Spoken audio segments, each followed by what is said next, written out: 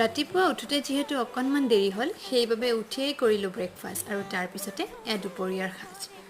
আবেলি পৰত অকণমান ওলাই গ'লোঁ নৈৰ পাৰৰ ফালে আৰু চাওকচোন কি ধুনীয়া দৃশ্য, মানে ঠিক সময়তে নাওখনো আহি পালে, সেইবাবে অৱশ্যে দৃশ্যটো বেছি ধুনীয়া হৈ পৰিল।